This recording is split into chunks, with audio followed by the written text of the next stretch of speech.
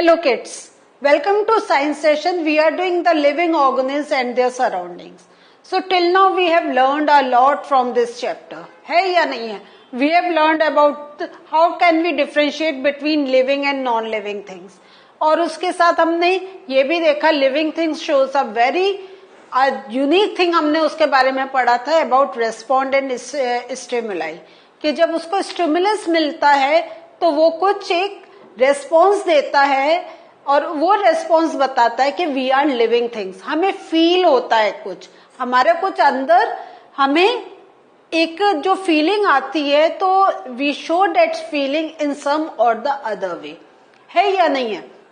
और ये खाली ह्यूमन बींग्स नहीं, हमने एनिमल्स में भी देखा था. They also respond to stimuli as well as plants are also considered to be living being, and we have seen the process of this phototropism where as per the sunlight the plants bend, है ना. और उसमें हमने ये भी देखा था there are some plants like touch me not, कि अगर हमने उनको टच करा तो their leaves will get contracted. तो इस टाइप से a lot of things we have learned in this chapter. और उसके बाद हमने habitat, adaptation इन सब का भी पढ़ा था. Now it is the time to go through with all these definitions और उनसे हमें एक रिवीजन भी मिलेगा और जो हम वर्ड्स पढ़ रहे हैं उनका भी प्रॉपर डेफिनेशन का we will get the idea. So let us start the session as well as उनका हम क्या करेंगे, थोड़ी सी डेफिनेशंस को पढ़ के समझेंगे भी. सो पहला वर्ड जो हम ले रहे हैं that is adaptation. What is adaptation? Adaptation क्या है? The presence of specific features and habits which enable a plant or an animal to live in a particular habitat is called adaptation. तो आप देख रहे हैं प्रेजेंस ऑफ स्पेसिफिक फीचर्स. तो ये हमने जैसे एक्वेटिक एनिमल्स की बात कर रही थी तो उनका बॉडी उस टाइप से शेप है. जो डेजर्ट में एनिमल्स है उनका या तो बरो में रह रहे हैं to protect themselves from the extreme heat conditions, या जब वो उनके और कोई बॉडी में ऐसा फीचर है कि जैसे लेग्स में डिफरेंस है so that they can live in those extreme dry conditions. और हमने जब बहुत ठंडी उसमें देखा था जो हिल्स के थे तब हमने देखा था how their body is adapted to that particular environment. They have lot of fur on their body, they have very thick skin. तो इस टाइप से हमने देखा कि हर एनिमल जो एक बहुत एक्सट्रीम कंडीशंस में रह रहा है तो there body is adapted to that particular temperature. और ये खाली हमने एनिमल्स में ही एडेप्टेशन नहीं देखा, ये हमने प्लांट्स में भी एडेप्टेशन देखा. कि जब हमने एक्वेटिक प्लांट्स की बात कर रही थी तो देयर क्या था, वहां जो रूट्स का काम था, it was the main purpose of the roots was to give support to the plant. और जो वाटर सक्शन का प्रॉपर्टी था that is not that relevant because already the plant is in water conditions. So this is the meaning of adaptation. Next definition is aquatic habitat. अभी I was referring to the aquatic part. तो habitat in water is called aquatic habitat. ये जो aquatic habitat है it can be further divided into subgroups like oceans, rivers, lakes, ponds and swamps. तो all these are water bodies. और ये जो water bodies है इनका अपना एक टाइप का है living organisms live there.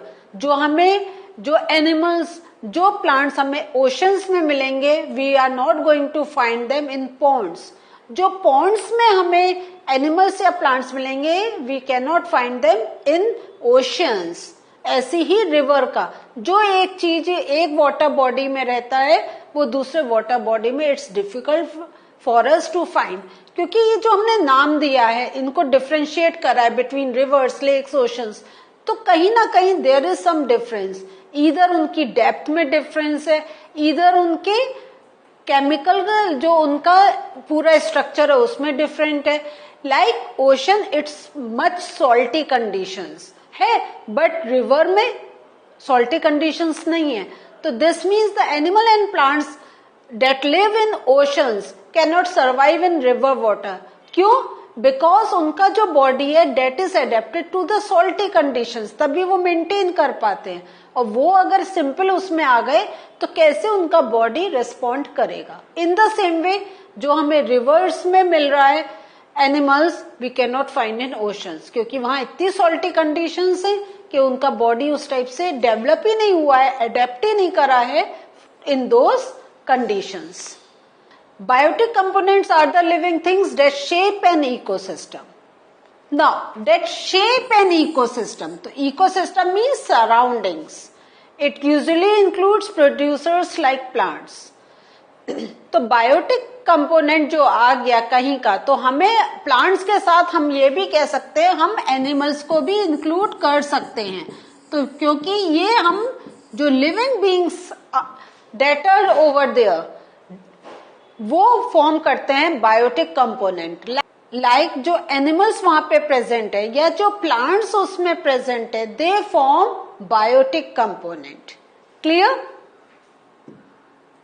Next is excretion.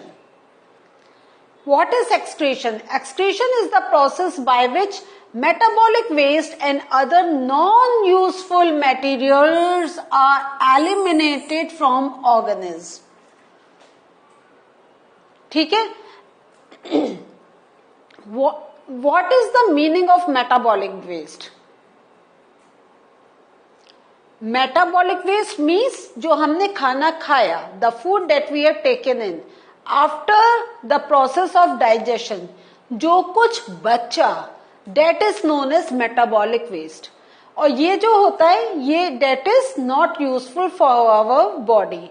That's why with the help of the process of excretion we take it out from our body. Growth. तो ग्रोथ क्या है? It is a very important feature of living being. We see growth in plants as well as we see growth in animals also. है या नहीं है? तो growth is in, अब आप देख रहे हैं हमने थोड़ी सी जो आपने बुक में पढ़ा है उसमें थोड़ा सा हमने मॉडिफाई करा हुआ है. अभी तक आपने ये वर्ड नहीं पढ़ा था, irreversible. What is the meaning of irreversible? Means कि वो बैक नहीं हो सकता, कि कोई चीज अगर लंबी हुई है तो ये नहीं है थोड़े टाइम बाद वो छोटी हो जाए, वो या तो लंबी होगी या स्टेबलाइज हो जाएगी. तो growth is an irreversible constant increase in the mass and size of an organism. So कोई भी ऑर्गेनिज्म है उसका मास, उसका साइज इंक्रीज हो रहा है या नहीं. एक छोटा सा अगर आप एक animal, take the example of puppy, कितना छोटा होता है, उसकी लेंथ एंड ब्रेथ दोनों छोटी होती है, but as the puppy is growing उसकी length and breadth both are increasing. और उसके साथ क्या हो रहा है कि जो पपी है easily you can hold in your hands, but when it becomes a mature dog it would be very difficult for you to hold in your hand. क्यों? Because the mass is also increasing. Next is habitat. The surrounding where living organisms survive is known as habitat. और habitat का जैसे आपने grassland habitat देखा है, आपने aquatic habitat देखा है या नहीं है? Forest habitat, like hilly area habitat. तो ये क्या है? जो surroundings where the organisms live, that is known as habitat. तो habitat क्या है? It's a bit like a technical word. लेकिन हम जनरली क्या कहते हैं? सराउंडिंग्स कहते हैं. आपकी सराउंडिंग्स कैसे हैं? नाउ जब हम साइंस में इस टाइप की चीजें पढ़ते हैं तो we use a particular term, that वो टर्म क्या है? हैबिटेट.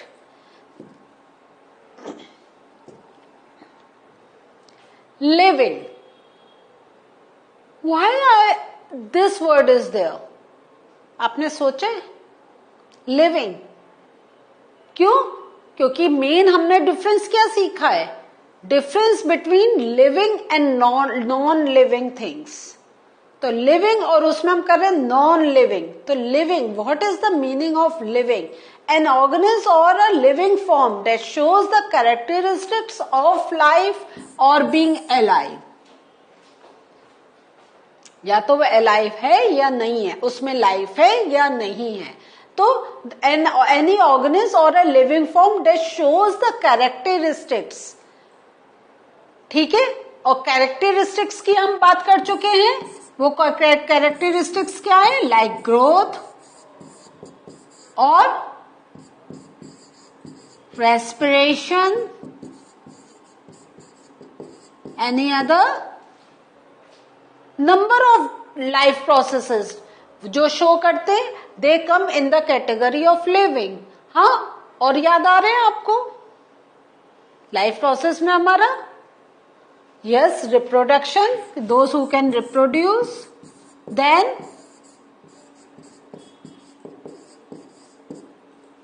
आपके एक्सक्रीशन, डाइजेशन, हाँ, ये सब जो शो करते हैं. और एक बहुत जो नया सा हमने सीखा है, those who can respond. Yes, ये सारे क्या है? These are the characteristics. और जब ये कैरेक्टरिस्टिक्स फुल होते हैं, then we say a thing to be in living conditions. Reproduction, तो ये तो हमने पहले भी देखा था, एक बार फिर से देखते हैं. हमने जब चैप्टर कर रहे थे तब भी ये डेफिनेशन देखी थी कि it is a process in which an organism give rise to young ones और सिमिलर टू इटसेल्फ. और इसमें हम यंग वंस के लिए एक और वर्ड यूज कर सकते हैं, ऑफ स्प्रिंग्स. तो both have the same meaning, दोनों में कोई डिफरेंस नहीं है. हाँ, तो वो हम why are we saying not kids, children, we are saying young ones? क्योंकि young ones is a common thing. अब वो ह्यूमन का है तो हम कहेंगे बेबी, अगर डॉग का है we will say puppy, cat का है वी विल से किटन. तो हर यंग वन का एक पर्टिकुलर नाम है ना?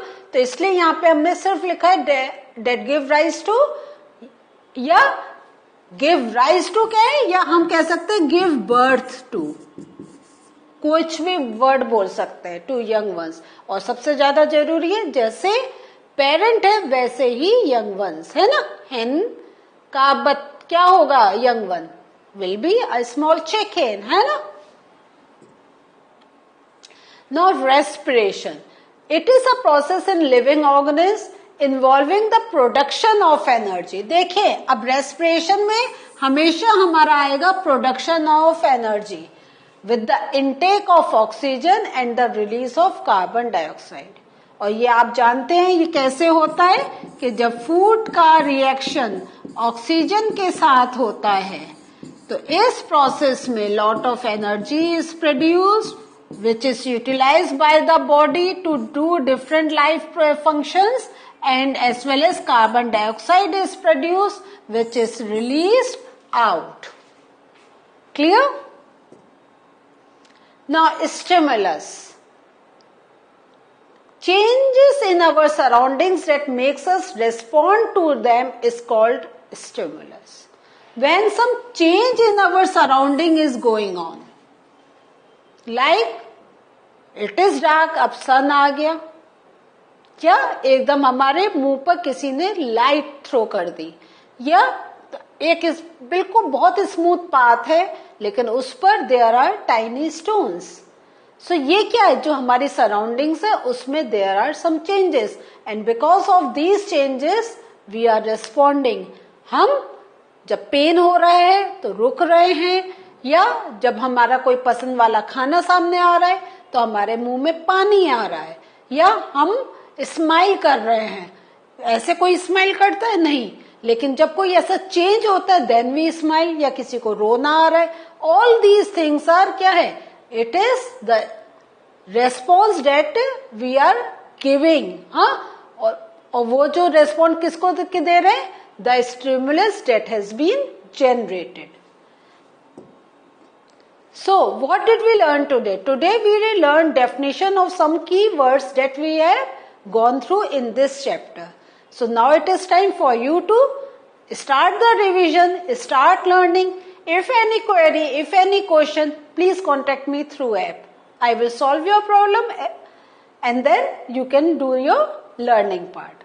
So see you in the next session. Till then, bye.